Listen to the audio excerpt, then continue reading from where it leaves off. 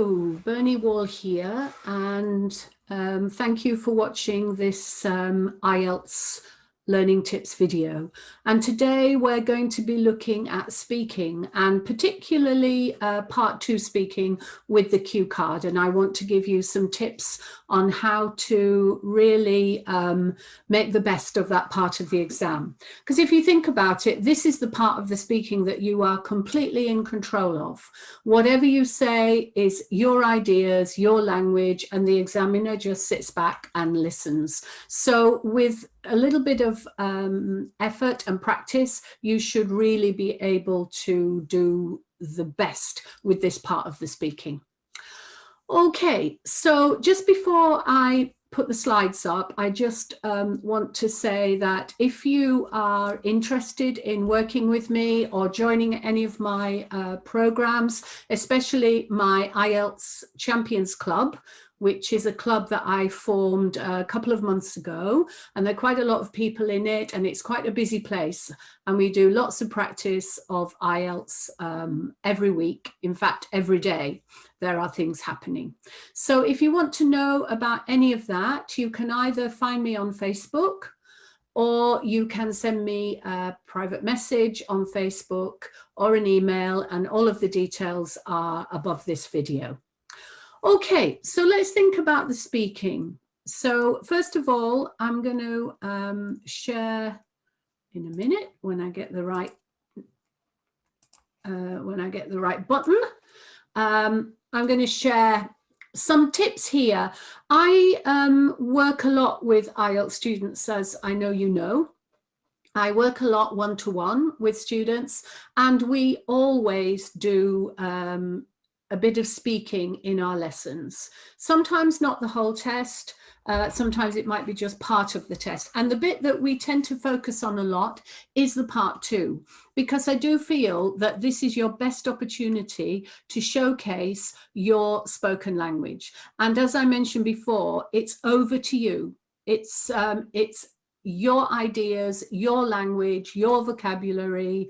And so it makes sense to practice this part of the test, especially so that when you get into the exam, you can do your absolute best. So here are a few ideas about preparing for this part 2 and the cue card. So it goes without saying, prepare before the exam. But there are lots of students that I've met who don't prepare before the exam. They just rock up in the exam and hope for the best. If you were asked to give a little speech at your friend's wedding, or at somebody's birthday party, or in the office, at work, you would surely make a few notes and do a little bit of practice before. So this is no different. The better prepared you are, the easier it will be, and the more you will be able to do a really good performance. So one of the things I hear is people are worried they won't have enough to say. And my experience has shown me that even the very best of students that I've worked with, when we start to practice this part of the speaking, they tend to dry up. So there's always enough to say, and the cue card gives you a lot of pointers, but it's really important that you practice it. So the more you practice this, the easier it is to go into automatic pilot when you get the cue card in the exam. So make sure you get good at it. Make sure that you can speak about anything. One tip that I gave to a lot of my students, and over the years, even when I've been working in big classes with students, is to write down some random topics. And this is something that I learned to do at school because it was something that teachers did with us when I was younger. You get any random topic and put them in a bowl somewhere in your house.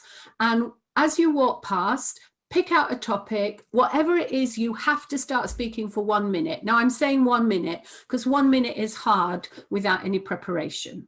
I know you need to do 2 minutes in the exam, but just for 1 minute, see if you can get 1 minute out of a random topic. I remember once when I was at school, I was given the topic of orange peel. Now you imagine speaking for 1 minute on orange peel, but if you can do it, then it really gets you prepared for this part of the exam.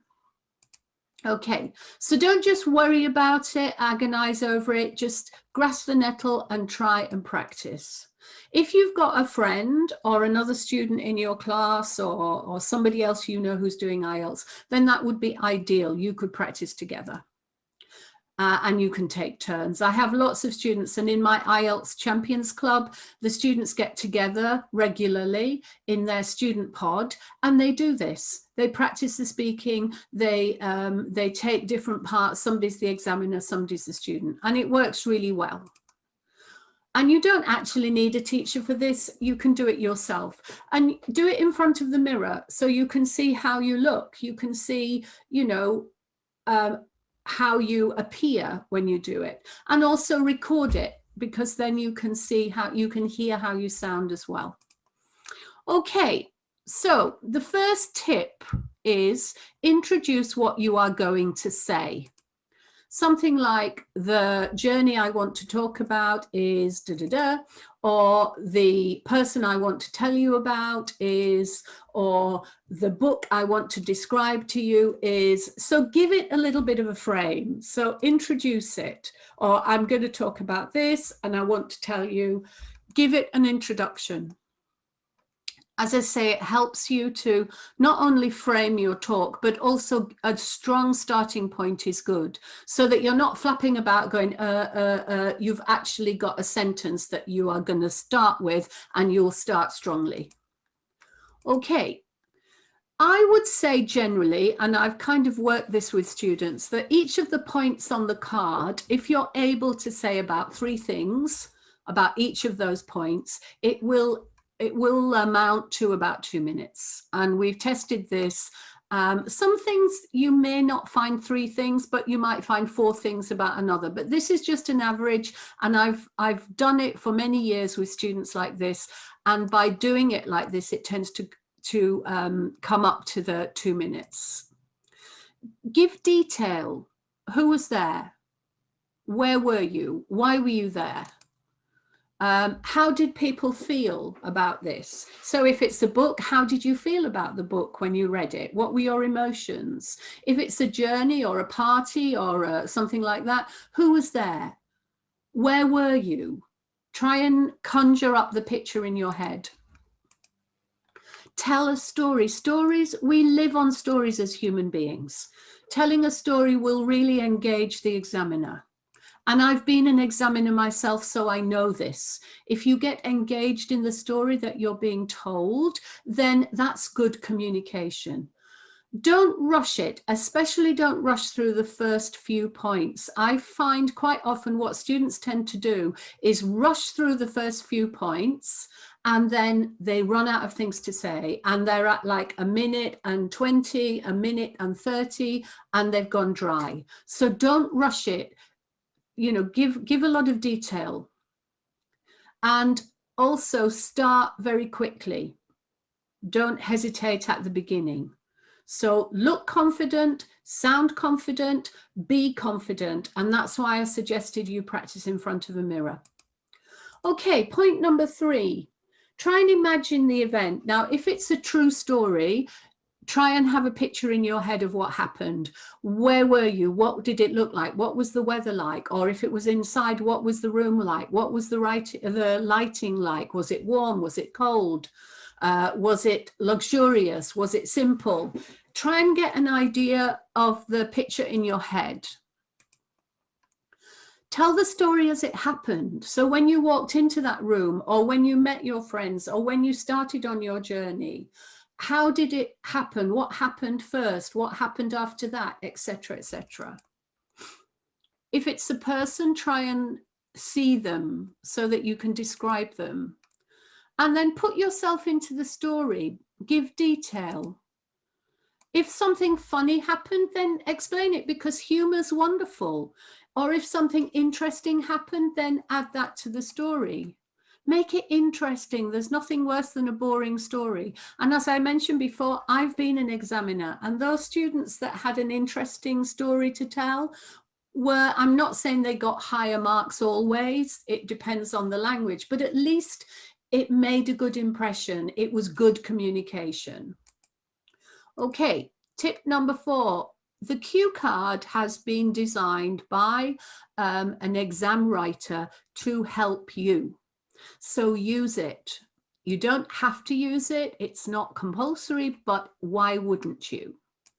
It's laid out in a way that helps you to have a beginning, a middle, and an end to your story. So it's a good idea to use the outline that it gives you. So write some useful notes. You've got that 1 minute before you have to begin. Look at the points on the cue card. Note down 3 things for each point that you can talk about. Make sure your notes are easy to look at, because you might need to use them and refer to them when you're doing your 2 minutes. So if your plan is good and if your notes are useful, then your talk will also be good. And I can tell you 100% from my 20 plus years, it's almost 25 years of working with IELTS, that this plays out. If a student does a good plan in the minute and they've got the notes that they can refer to, the talk will be good. And then practice, practice, practice. This is, I can't stress this enough. You need to prepare it, you need to practice. Even if you're doing it in your own language, I doubt whether you'd stand up in front of people and give a little talk without some preparation, practice, and thought. Chance is not a reliable friend. Working with others is quite a good idea because they can give you feedback. They can give you feedback on whether there are any grammar mistakes, on your vocabulary, on whether you hesitated, all of this stuff, whether you need to practice any pronunciation. This feedback is vital. But if you can't, record yourself and do it in the mirror. Okay.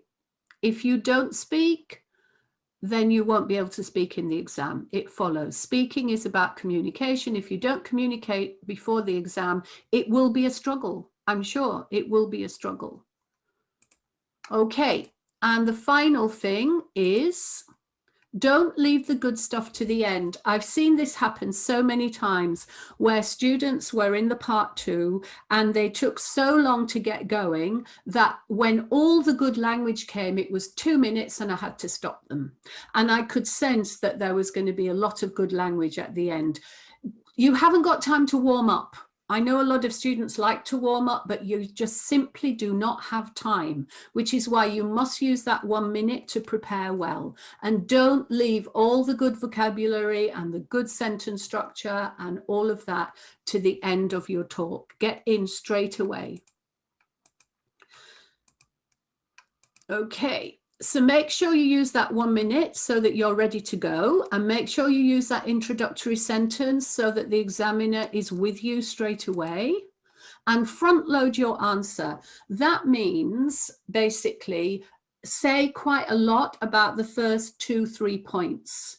Don't rush through them. I mentioned this at the beginning. So say as much as you can about those first 3 points so that as you go through the points, you're not going to get to like 1 minute and you've run out of things to say. So front load it, start quickly and say a lot at the beginning. And then you'll find that actually the 2 minutes will probably go quite quickly.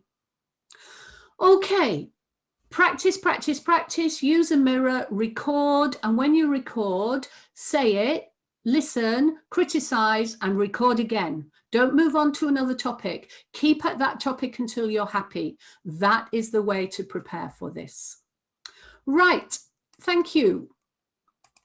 So let me just come back, and I hope that's helpful. I've done this with many, many students, and I can tell you that it really does transform the part 2 in the speaking. So it's easy to do. You can do it by yourself. It's better if you do it with other people, but you can do it by yourself. Okay, so thank you, and I'll see you on